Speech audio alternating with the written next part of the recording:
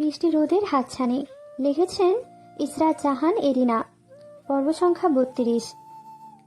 ফুয়াদ শুভর ফ্লোরে পড়ে থাকা দুর্বল হাতে নিজের হাত ছুঁয়ে বলল, জানিস, ভালোবাসার মতো পবিত্র আর নির্মল এই পৃথিবীতে আর কিছুই নেই। আমরা মানুষরা অন্য একজন বিশেষ মানুষকে গভীরভাবে অনুভব করতে পারি, যেটা অন্য প্রজাতির প্রাণীরা পারে না। মনের কাছে আমরা অনেকটা ধরা বাঁধা, তবে সবকিছুর ঊর্ধ্বে মহান সৃষ্টিকর্তা। না হলে এই পৃথিবীর কোটি কোটি মানুষের ভিড়ে নির্দিষ্ট কাউকে কেন ভালোবেসে ফেলে, তাকে ছাড়া ভেঙে পড়ে। ফুয়াদ থমকে গেল। কথাগুলো কেমন খাপছাড়া হয়ে গেছে।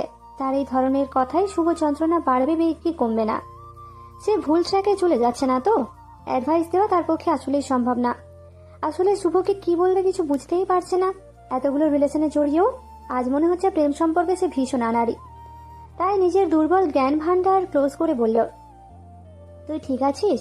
শুভ নরম গলায় বলল, আমি ঠিক থাকতে পারছি না ফুয়াদ। আমার মনে হচ্ছে কেউ আমার দেহ থেকে হৃৎপিণ্ডটাকে টেনে হিঁচড়ে বের করে ফেলেছে, যেখানে অঝোর ধারায় রক্তস্রোত বয়ে যাচ্ছে, কিন্তু কিছুতেই থামছে না। আমি দুর্বল হয়ে নিঃশেষ হয়ে যাচ্ছি। ফুয়াদ দাঁত দিয়ে নিজের ঠোঁট কামড়ে নিজেকে সামলালো। এত কষ্টের মাঝেও শুভর কথায় কোনো খাপছাড়া ভাব নেই। তবে কি ভালোবাসলে প্রতিটা কষ্ট এতটাই গভীরভাবে অনুভব করা যায়? ফুয়াদ খানিকটা নীরব থেকে বলল, নিজেকে সামলে নে। আর্য হয়তো কখনোই তোর ভাগ্যে ছিল না, না হলে তোর এত ভালোবাসা উপেক্ষা করে আর্য অন্য কারোর জন্য এতটা উতলা কেন হলো? শুভ ভাঙা গলায় বলল, ভাগ্য কি পরিবর্তন করা যায় না ফুয়াদ? কোনোভাবে আমার আর্যকে আমার কাছে ফিরিয়ে দেওয়া যায় না? ওকে ছাড়া আমি একটা মুহূর্তও কল্পনা করতে পারি না। জানিস, আমি মেডিকেলে চান্স পেয়েও ভর্তি হইনি, শুধুমাত্র আমার আর্যর জন্য। আর্যকে একা ছাড়ার ভয়ে। এই কথা আমি আম্মু আর শোভা ছাড়া কাউকে বলিনি, আব্বুকে পর্যন্ত না। আর্যর সাথে ভার্সিটিতে একই ডিপার্টমেন্টে ভর্তি হয়েছি শুধুমাত্র আমার প্রেয়সীর জন্য, তার পাশে ছায়ার মতো থাকার জন্য, তাকে সর্বোচ্চ নিরাপত্তা দেওয়ার জন্য। জানিস, স্কুল লাইফে আর্য স্বাধীনভাবে এলাকায় চলতে পারতো না। ওর মতো রূপবতী মেয়ের পেছনে মাছির মতো ছেলেরা ঘুরত। অনেক সময় সিনিয়র ভাইরা আর্যকে রাস্তাঘাটে প্রপোজ করে বসত। আমার ভীতু আর্য তখন ভয়ে চুপসে যেত, আশেপাশে চোখ বুলিয়ে আমাকে খুঁজত। আর আমি কখনোই ওকে একা ছাড়তাম না। একবার এলাকার এক বড় ভাই আর্যকে বিরক্ত করা শুরু করে। আমি বাধা দেয় আমাকে প্রায় 5 জন মিলে বেদম মারে, কিন্তু সেদিন সেই মার আমাকে যন্ত্রণা দেয়নি, দিয়েছে আর্যর চোখের জল। আমি যখন রক্তাক্ত অবস্থায় রাস্তায় পড়েছিলাম, তখন সেই ছেলেটা আর্যর কাঁধে বাজেভাবে স্পর্শ করছিল। আমার আর্য ভয়ে থরথর করে কাঁদছিল আর বারবার আমার দিকে অশ্রুসিক্ত নয়নে তাকাচ্ছিল। সেই তাকানোতে ছিল অসহায়ত্ব। সেদিন নিজেকে ভীষণ দুর্বল মনে হয়েছে। সেদিন আর্যর কিছু হলে আমি হয়তো সেখানেই মরে যেতাম। নিজের ভালোবাসাকে রক্ষা করতে না পারার কষ্টে আসলেই মরে যেতে ইচ্ছে করছিল। তবে আমি সেদিন কিছু করতে না পারলেও এলাকার কিছু ছেলে পেলে এসে তাদের অনেক মেরেছিল। এতটাই মেরেছিল যে ছেলেটার হাত চিরদিনের জন্য অকেজো হয়ে গেছে। আমি সবটাই আবছা দেখছিলাম, আর আর্য ভয়ে আমার রক্তাক্ত দেহের পাশে বসে আমার মাথা কোলে নিয়ে কাঁদছিল। আর্যর কোলে মাথা রেখে সেদিন আমি সব যন্ত্রণা ব্যথা মুহূর্তেই ভুলে গিয়েছিলাম। শুভর 2 চোখ বেয়ে অশ্রু গড়িয়ে পড়ল, কিন্তু ঠোঁটে কিঞ্চিত হাসি দিয়ে বলল, তবে মজার বিষয়, এরপর থেকে কোনোদিন কোনো ছেলে আর্যর কাছে ভিড়তে পারেনি। আমিও ছায়ার মতো ওর পাশে থাকতাম, ওকে আগলে রাখতাম। আর্যর মলিন মুখ আমার মনের আকাশে ঘন কালো মেঘ জমিয়ে দিত। সেই মুখে হাসি না ফোটা পর্যন্ত বুকে তীব্র ঝড় বয়ে যায়। ওর এত কাছে থাকার পরও ও কেন আমার অনুভূতি বুঝতে পারলো না বলতে পারিস? কেন আমার ভালোবাসা অনুভব করলো না? আমি ওকে ছাড়া কি করে বাঁচবো বলতে পারিস? আমার কেমন দম বন্ধ হয়ে আসছে। আমার একান্ত মানুষটা হঠাৎ করে অন্য হয়ে গেল, আমি বুঝতেও পারলাম না। আর্য যখনই ওই নেতার কথা উৎসাহ নিয়ে বলতো আমায়, তখন আমার মনে হতো কেউ ধারালো তলোয়ার দিয়ে আমার বুকে চালিয়ে দিয়েছে। কি অসহ্য যন্ত্রণা হতো আমার, কিন্তু নিজেকে সামলে নিতাম এইটা ভেবে এসব আর্যর অ্যাট্রাকশন মাত্র। আর্য আমার বুকে ছুরি চালিয়ে দিলেও এত কষ্ট হতো না, কিন্তু এইভাবে তিলে তিলে নিঃশেষ হওয়ার জন্য কেন ফেলে গেল? আমি যে নিঃশ্বাসও নিতে পারছি না। বলেই শুভ ঘন ঘন নিঃশ্বাস নিতে লাগলো। শুভর বুক অস্বাভাবিকভাবে ওঠানামা করছে। একটা সময় ফুয়াদকে জড়িয়ে ধরে হাওমাও করে কাঁদতে লাগলো। ফুয়াদ হতভম্ব হয়ে বসে রইল। এই প্রথম শুভকে এইভাবে বাচ্চাদের মতো কাঁদতে দেখছে। কি অসহ্য যন্ত্রণা হচ্ছে ছেলেটার, সেটা একটু হলে অনুধাবন করতে পারল। কেঁদে আর্য 2 চোখ ফুলিয়ে ফেলেছে, এখনো হিচকি তুলছে। যারা পরিবেশ শান্ত করতে মজার ছড়ে বলল, এই অসাধ্য সাধন কিভাবে করলি বলতো? নাহিদ স্যারের মতো দাম্ভিক গম্ভীর লোককে এমন কুপকাত করলি কেমন করে? তুই তো ওনার সামনে দাঁড়িয়ে ঠিক মতো কথাও বলতে পারিস না, সেখানে সোজা বিয়ে কেমন কি? আরজু তাদের দিকে তাকিয়ে দেখলো 3 জোড়া চোখ তার দিকে কৌতূহলী দৃষ্টিতে তাকিয়ে আছে। আরজুর শুকনো ঢোকিলে ঘটনার বর্ণনা শুরু করলো। আরজু মুখ থেকে সবটা শুনে তাদের ছানা বড়া অবস্থা। এমন দুঃসাহসিক কাজ আরজু করেছে বলে বিশ্বাসই করতে পারছে না। আরজুর দ্বারা এটাও সম্ভব? যারা অবাক হয়ে বলল, কি তুই এই সিটির মেয়র নিবরাজ নাহিদকে ব্ল্যাকমেল করে বিয়ে করে ফেলেছিস? Like seriously? সাবিহা, আমি কি ঠিক শুনছি তো? সাবিহা কি বলবে, সে নিজেই এই শকের মধ্যে থেকে বের হতে পারছে না। আরজু আমতা করে বলল, আমার তখন কি হয়েছিল আমি নিজেও জানি না। এই শাড়ি পরা মেয়েটাকে তার পাশে দেখে আমার মাথা খারাপ হয়ে গেছিল। তার পাশে অন্য কাউকে চিন্তা করেও আমার বুক কেঁপে ওঠে। আরজু জোরে নিঃশ্বাস ছাড়ল। আবার বলতে লাগলো, উনি কখনোই আমাকে পাত্তা দেয়নি, আমার প্রতি ইন্টারেস্ট দেখায়নি, আমাকে কোনো পজিটিভ ইঙ্গিতও দেয়নি। তবুও আমি এই মানুষটার প্রতি খুব বাজেভাবে ঝুঁকে পড়েছি। জীবনে প্রথম কোনো পুরুষকে দেখে আমি থমকে গেছিলাম, ওনার ব্যক্তিত্বে ঘায়েল হয়েছিলাম। আমার জীবনে পুরুষদের মধ্যে শুভ, ফুয়াদ, রামিম আছে। এদের মাঝে আমি নিজেকে ভীষণ সেফ ফিল করি। ওদের পাশে থাকলে ভীষণ ভালো সময় কাটাই। নিজের মনের কথা সহজেই ব্যক্ত করতে পারি। বিশেষ করে শুভকে ছাড়া আমার একটা দিনও ভালো লাগে না। ওর সাথে ঝগড়া করা ছাড়া আমার ঘুমই আসে না। কিন্তু কোনোদিন ওদের দেখে আমার এমনটা ফিল হয়নি যেমনটা নেতা সাহেবকে দেখে হয়েছে। এই মানুষটার সামনে আমি স্বাভাবিক থাকতে পারি না। ভীষণ জড়তায় মুখ দিয়ে শব্দ উচ্চারণ করতে পারি না। অদ্ভুত অস্থিরতা কাজ করে। সেদিন মনে হয়েছে ওই মানুষটিকে আজ নিজের মনের কথা না বললে আর সুযোগ পাবো না। নিজের মধ্যে অনেক সাহস চুকিয়ে আমি তার মুখোমুখি হয়েছিলাম, কিন্তু তার সামনে যেতেই হাত পা কাঁপছিল। জানিস, উনি যখন আমার ভালোবাসাকে ক্ষণস্থায়ী আবেগ বলেছিল, আমার ভেতরটা শেষ হয়ে যাচ্ছিল। মনে হচ্ছিল এই মানুষটাকে আমার পেতেই হবে, আমার ভালোবাসাকে বোঝাতেই হবে। ব্ল্যাকমেল করার কোনো ইন্টেনশন আমার ছিল না, সেটা জাস্ট ফ্লোতে হয়ে গেছে। কিন্তু এইভাবে বিয়ে করার আমার ইচ্ছে কখনোই ছিল না। কিন্তু নেতা সাহেবকে হারিয়ে ফেলার ভয় আমার মনে জেঁকে বসেছিল। আমি আমার জীবনসঙ্গী হিসেবে তার জায়গায় অন্য কাউকে ভাবতেই পারি না। এতক্ষণ মনোযোগ সহকারে সবাই আরজুর বক্তব্য শুনছিল। যারা অবাক হয়ে বোকার মতো বলে উঠল, তোরা পাশলও ছেড়ে ফেলেছিস? যারার বেফাঁস কথায় আরজু ভীষণ লজ্জা পেল। সাবিহা অবান্তিত হয়ে এদিক সেদিক তাকাচ্ছিল। রামিম যারার মাথায় একটা চাঁটি মেরে বলল, চুপ করবে খুব। বিষয়টা বুঝতে পেরে যারা জিভে কামড় দিয়ে ফেললো। কি সব বলে ফেললো! রামিম আরজুর কথায় একটা জিনিস হজম করতে পারল না। নিবরাজ নাহিদের মতো এত পাওয়ারফুল নেতা আরজুর সামান্য ব্ল্যাকমেলে ভীত হয়ে বিয়ে করে নিল। এটা কি আদৌ সম্ভব নাকি? গুড়ুম গুড়ুম করে আকাশ ডেকে উঠল। বৃষ্টির সাথে এক ঝাঁক ধমকা আওয়াজ ঢুকে পড়ল নীরব রুমে। প্রাকৃতিক বিদ্যুৎ খানিকক্ষণ পরপর অন্ধকার ধরণীতে আলো সঞ্চার করছে। তীব্র ধ্বনিতে আরজুর শরীরটা বারবার কেঁপে উঠছে। বিষণ্ণ মনে আকাশের দিকে তাকালো আরজু। বুকটা তীব্র যন্ত্রণায় কাতরাচ্ছে, এমনটা আগে কখনোই অনুভব করেনি সে। ছোটবেলার কিছু স্মৃতি মনে পড়ছে। আরজু তখন ক্লাস 5-এ পড়তো। মা বাবা তখন বেঁচে ছিলেন। বাবা মায়ের ভীষণ আদরে তার দিন কাটছিল। তখন তাদের ক্লাসে একটা নতুন মেয়ে ভর্তি হয়েছিল। শুভ সেই মেয়েটার সাথে খুব সহজেই মিশে গেছিল। তারা একসাথে বসে সারা ক্লাস গল্প করতে লাগলো। একসাথে ক্যান্টিনে যাওয়া, আড্ডা দেওয়া শুরু করলো। আরজুকে তেমন সময় দিচ্ছিল না। আরজু শুভর এই পরিবর্তন কিছুতেই মানতে পারছিল না। আরজুর কোমল হৃদয় তখন ভীষণ আহত হয়। একদিন ছুটির পর আরজু শুভর জন্য অপেক্ষা করছিল, কিন্তু শুভ আসার নামগন্ধই নেই। আরজুর নিজের উপর ভীষণ আক্ষেপ হতে লাগলো। ছুটির সময় কেন আশ্রমে যেতে হলো তার? শুভ কি তাকে ফেলেই চলে গেছে? কিছু সময় অপেক্ষার পর আরজুর মন খারাপ করে বাড়িতে উদ্দেশ্যে রওনা হলো। সামনে আগাতেই দেখতে পেল শুভ সেই মেয়েটার সাথে দাঁড়িয়ে কথা বলছে আর হাওয়াই মিঠাই খাচ্ছে। তাদের হাসিতে চারপাশ কম করছে। শুভ তাকে ছাড়া অন্য কারোর সাথে এত সহজভাবে মিশত না। এইভাবে প্রাণ ঢালা হাসি শুধু আরজুর সাথেই হাসত। কিশোরী আরজু চোখ মুখ খিচে নিজের কান্না বহু কষ্টে আটকায়। এই বয়সটাই এমন যে নিজের বেস্ট ফ্রেন্ডকে অন্য কারোর সাথে বেশি কথা বলতে দেখলেই কষ্ট হয়। নিজের বেস্ট ফ্রেন্ডকে অন্য কারো বেস্ট ফ্রেন্ড হতে দেখার কষ্টটা কিশোর কিশোরীরা সকলেই অনুধাবন করতে পারবে। এটা একদমই মেনে নেওয়া যায় না। নিজেকে তখন ভীষণ অসহায় লাগে। আরজু দাঁতে দাঁত চেপে রইল। আরজু ভীষণ রেগে শুভর হাতের হাওয়াই মিঠাই কেড়ে নিয়ে মাটিতে ছুঁড়ে ফেলল। এতেও যেন তার মন ভরল না। পা দিয়ে পিষে মাটির সাথে মিশিয়ে ফেলল। আরজুর কাণ্ড দেখে পাশের দুজন স্তব্ধ হয়ে যায়। আরজু ক্ষিপ্ত চোখে তাকিয়ে মেয়েটার সামনে দাঁড়িয়ে বলল, শুভর সাথে একদম কথা বলতে আসবি না, নাহলে মাথার সব কটা চুল ছিঁড়ে হাতে ধরিয়ে দিব। নুসাইবা আরজুর কথাই অবাক হয়ে বলল, শুভ কি তোমার একার ফ্রেন্ড নাকি? হ্যাঁ, আমার একার ফ্রেন্ড। তোর মতো চিপকু ফ্রেন্ড দরকার নেই। সেটা বলার তুমি কে? আমিই সব। আমি ওর বেস্ট ফ্রেন্ড। শুভ স্তব্ধ হয়ে দুজনে তর্ক শুনছিল। বেচারার কপাল বেয়ে ঘাম ছুটে গেছে। একসময় কিশোরী আরজু আর নুসাইবা কঠিন ঝগড়ায় লিপ্ত হলো।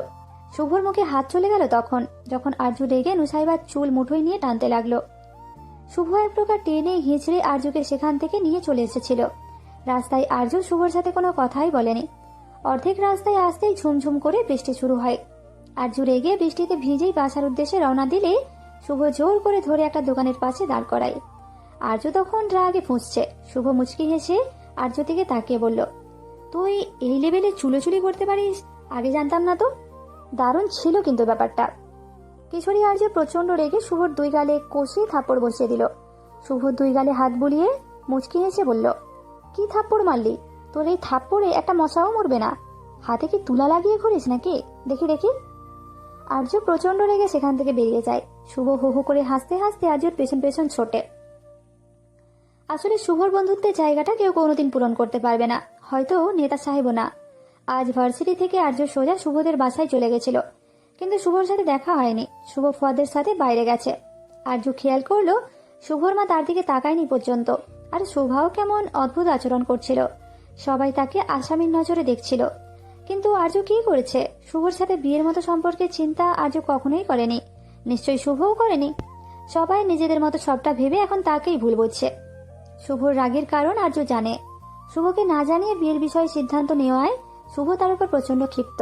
জীবনের সকল ছোট বড় বিষয় শুভকে আরজু জানায়, কিন্তু এত বড় সিদ্ধান্ত শুভকে না জানিয়ে নেওয়ায় শুভ ভীষণ ক্ষিপ্ত হয়েছে। তাই তো শুভকে সবটা বুঝিয়ে বলার জন্যই গেছিল। আরজু হাজারো ভাবনার মাঝে হঠাৎ ফোনটা বেজে উঠল। ফোনের স্ক্রিনে সেই কাঙ্ক্ষিত মানুষটির কল। আরজুর নিঃশ্বাস ঘন হয়ে আসলো, সারা শরীর কাঁপছে। শুকনো ঢোক গিলে আরজু দ্রুত কল রিসিভ করলো। ওপাশ থেকে শ্রুতিমধুর ধ্বনি ভেসে আসলো, কেমন আছো আরজু? আরজুর অক্ষিপল্লব চকচক করে উঠল। নিজের ঠোঁট কামড়ে কান্না আটকে রাখার আপ্রাণ চেষ্টা করছে মেয়েটা। চিৎকার করে বলতে ইচ্ছে করছে, আমি ভালো নেই নেতা সাহেব, একদম ভালো নেই। ভীষণ কষ্ট হচ্ছে আমার। আমাকে একটাবার চাপটে ধরুন না। আপনার বক্ষে মাথা রেখে ভীষণ কাঁদতে ইচ্ছে করছে। কিন্তু আরজু তেমন কিছুই বলতে পারল না। নিজেকে সংযত করে গলা পরিষ্কার করে বলল, জি ভালো। তুমি কি কাঁদছিলে? আরজু চোখ বুজে ফেলল। আরজুর ফর্সা মুখোশটি বেয়ে অশ্রুধারা ঝরে পড়ল। নাহিদ মুচকি এসে বলল, তুমি কি জানো, বিশাল আকাশ চিরে ছড়া বিন্দুকণার চাইতে রূপবতী রমণীদের গাল বেয়ে ছড়া অশ্রুকণা বেশি মোহনীয়, আকৃষ্ট হয়। হাজারো কষ্টের মাঝেও আরজু সারা শরীরে কেমন অদ্ভুত শিহরণ বয়ে গেল। খানিকটা লজ্জা পেল। নাহিদের সামান্য কথাও আরজুর কাছে টনিকের মতো কাজ করে। ঠোঁটের কোণে কিঞ্চিত হাসি ফুটে উঠল আরজুর।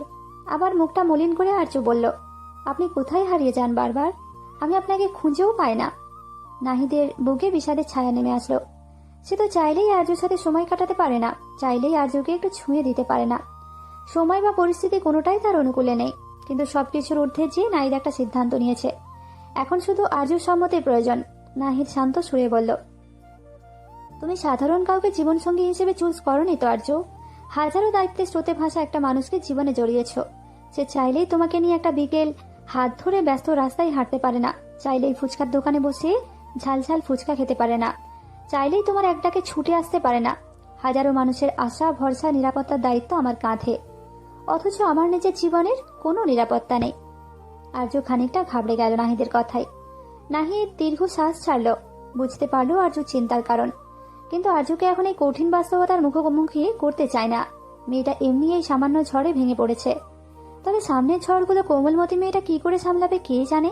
তাই কথা ঘুরিয়ে বলতে লাগলো, বিয়ের মতো গুরুত্বপূর্ণ ডিসিশন তোমার ইচ্ছায় নিয়েছো, তবে এর পরের ডিসিশনগুলো আমি নেব। আমার যে কোনো ডিসিশনে তুমি কি আমার সহমত পোষণ করবে আরজু? আমার উপর সেই আস্থা আছে তোমার? আরজুর কাছে আজ নাহিদকে একটু অন্যরকম লাগছে। তাদের সম্পর্কের ব্যাপারে বেশ সিরিয়াস মনে হচ্ছে, যেমনটা আগে কখনোই দেখেনি।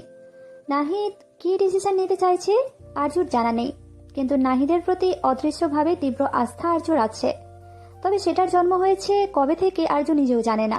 তাই বলল, একজন নারী জীবনে সবচাইতে বিশ্বস্ত পুরুষ তিনজন, বাবা, ভাই আর স্বামী। আমার জীবনে বাবার জায়গাটা খালু জানের, কারণ তিনি আমাকে ঠিক বাবার মতোই ভালোবেসেছেন। বাবার অভাব পূরণ করেছেন। ভাইয়ের জায়গাটাই বরাবর শুভ ছিল। একজন ভাই যেমন তার বোনকে আগলে রাখে, নিরাপত্তা দেয়, শুভ ঠিক সেভাবেই আমাকে আগলে রেখেছে, আমার পাশে ছায়ার মতো থেকেছে। আর যেদিন থেকে আপনার নামে কবুল বলেছি, সেদিন থেকে নিজেকে আপনার নামে উইল করে দিয়েছি।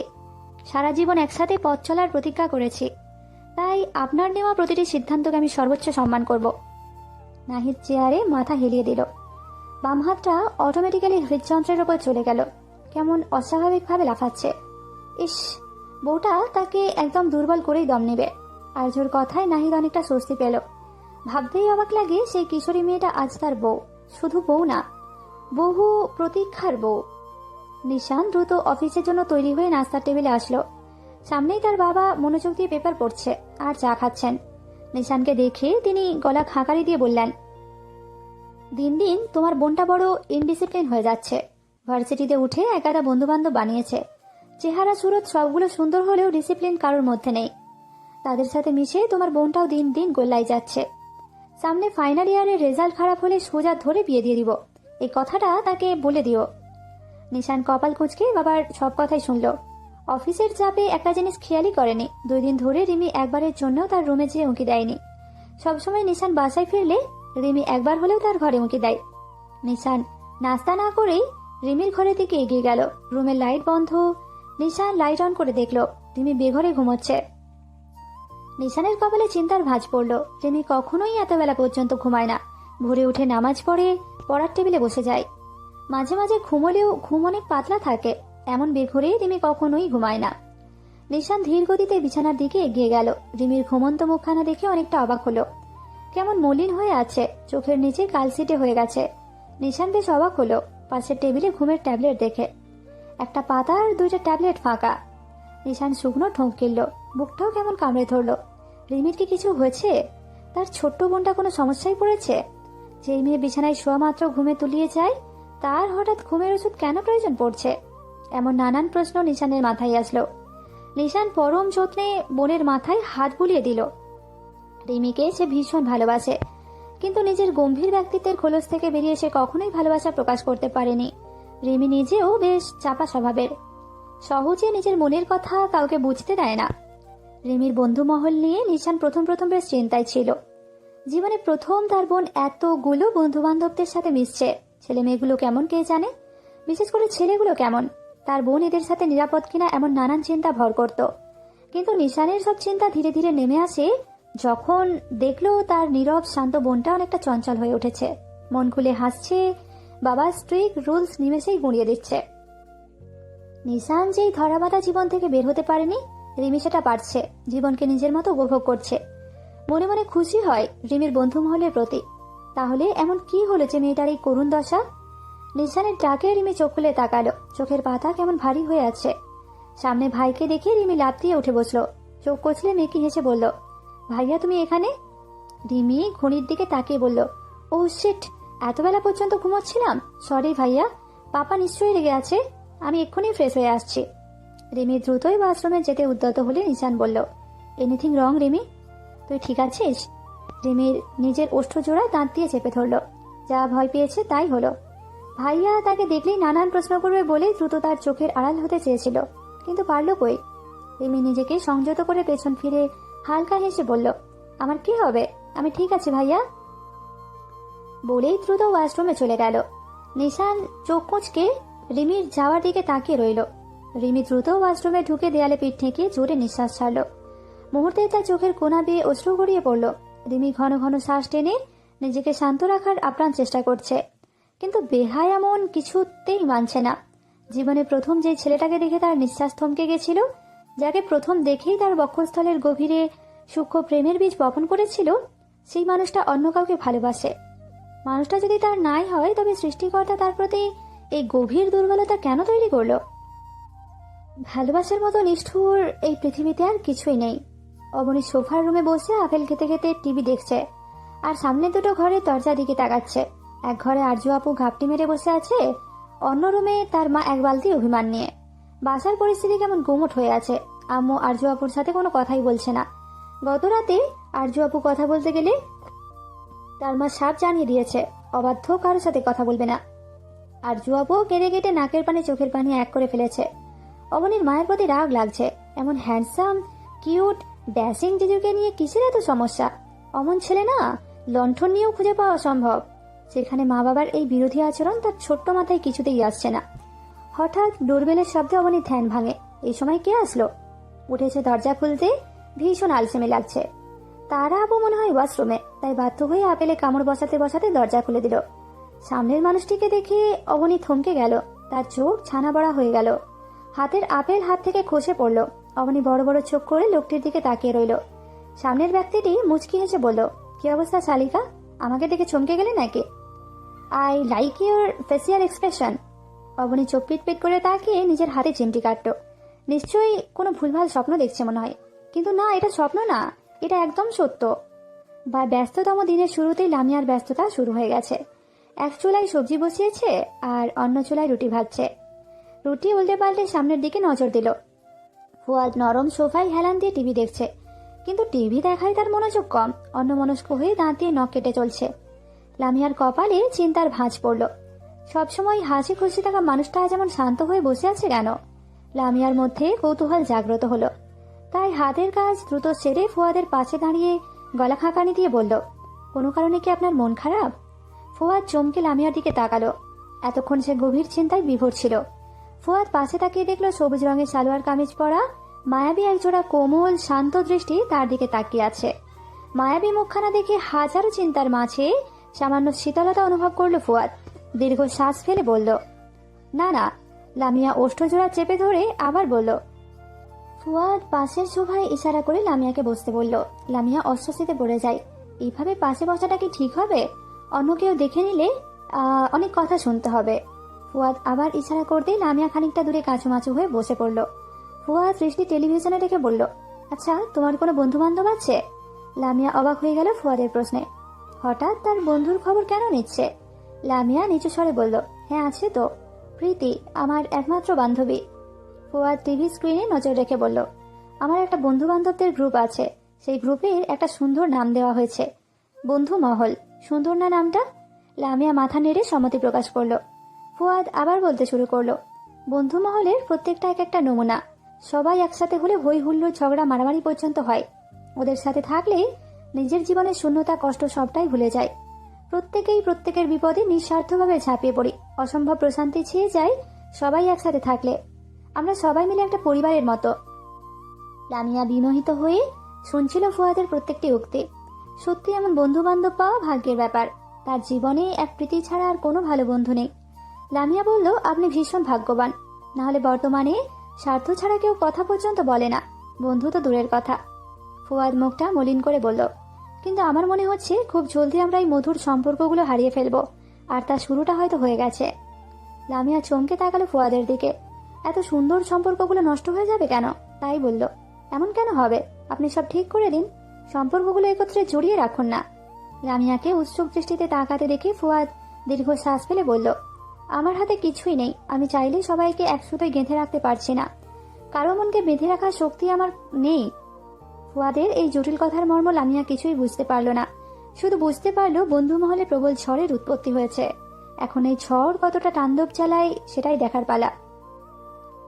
ধরো ধরো বুকে দরজার পেছনে দাঁড়িয়ে আছে আর্য। পাশের ঘরে কি কথা হচ্ছে সেটা শোনার চেষ্টা করছে। কিছুক্ষণ আগে অবনী হন্তদন্ত হয়ে ঘরে ঢুকে পড়ল। আব্বু, এলাহি কাণ্ড ঘটে গেছে। আর্যর এমনিতেই মন খারাপ, তার উপর অবনীর এই হিয়ালি কথা তার ভীষণ বিরক্ত লাগছে।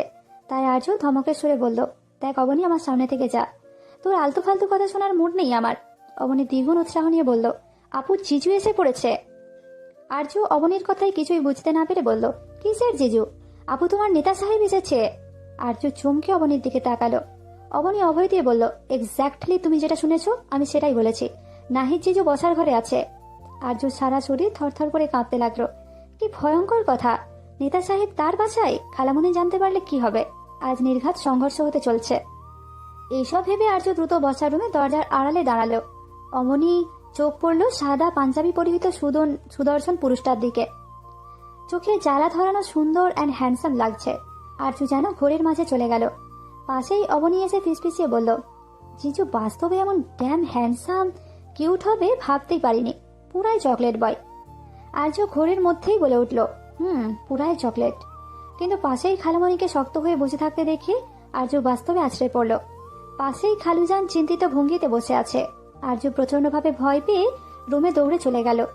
বিছানায় বসে ঘন ঘন শ্বাস টেনে নিজেকে সংযত করার চেষ্টা করলো। নেতা সাহেব কি করতে চাইছে কিছুই বুঝতে পারছে না। আজকের এই পর্বটি কেমন লাগলো অবশ্যই কমেন্টে জানাবেন, আর ভালো লাগলে লাইক, কমেন্ট আর শেয়ার করতে একদম ভুলবেন না।